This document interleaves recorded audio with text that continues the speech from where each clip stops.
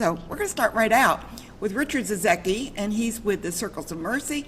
And we have Joanne Passano, and she's the site director for the VITA program, VITA, which is Volunteers Income Tax Assistance. Right, got it?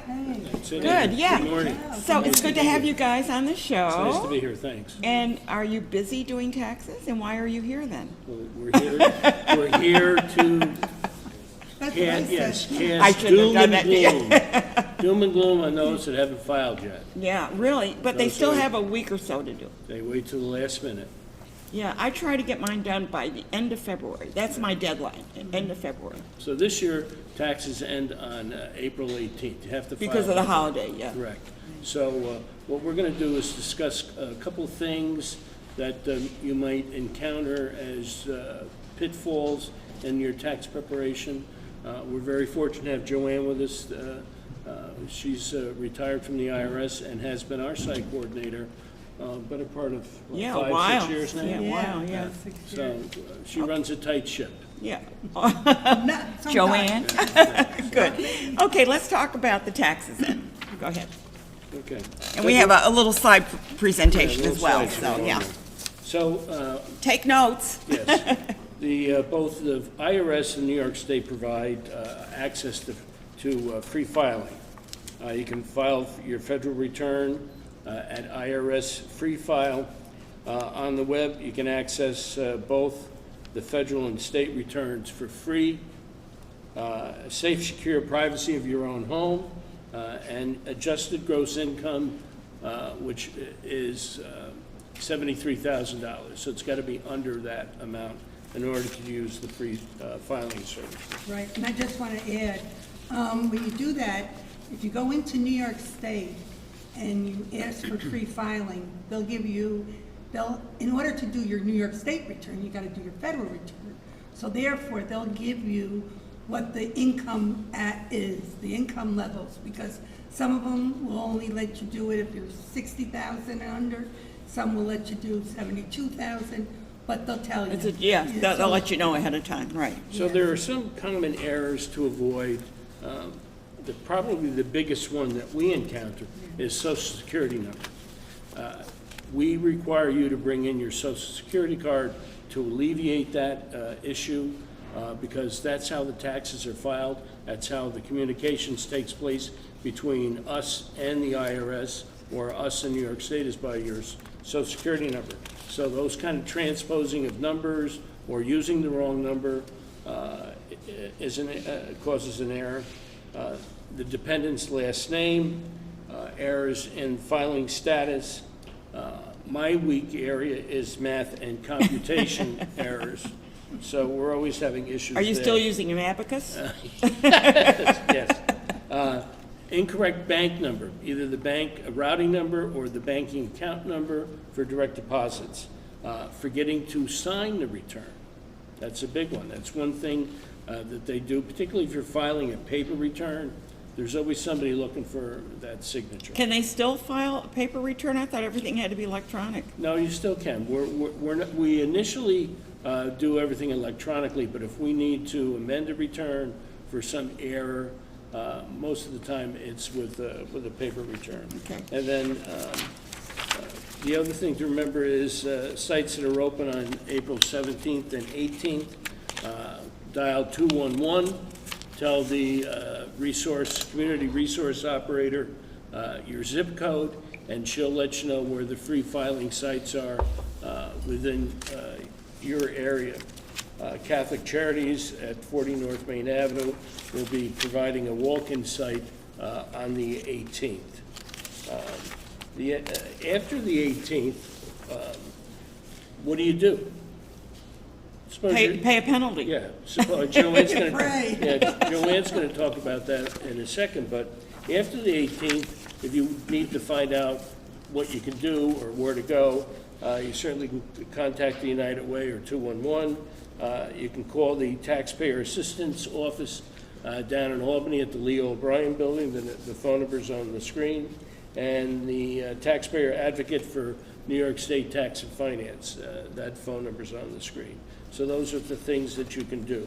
Joanne's going to talk a little bit about filing on time, if you forget. Right. It's very important that you file your income tax return on time, even if you don't have the money.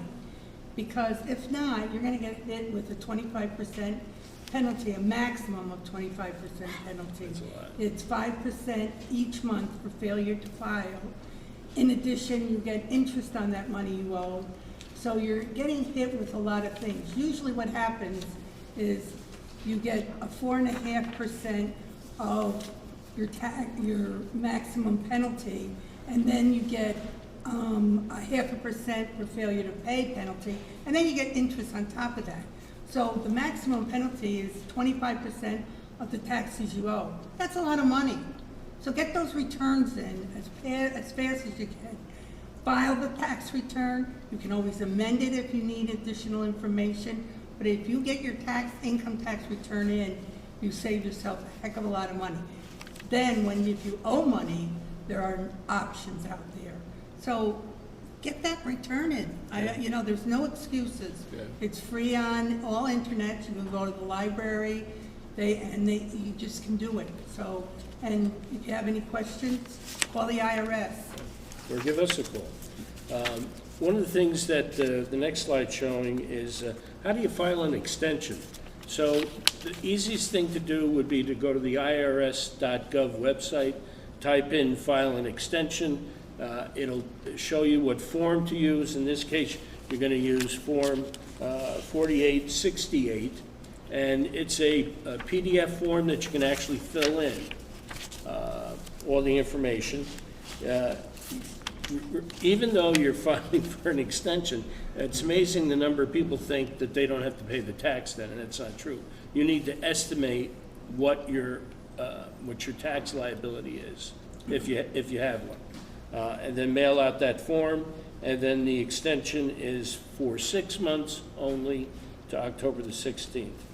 So please be aware that an extension of time to file is not an extension of time to pay the taxes, as Joanne mentioned previously. You want to talk about the next thing, Joanne? Yeah, sure. Yeah, Options to pay your liability.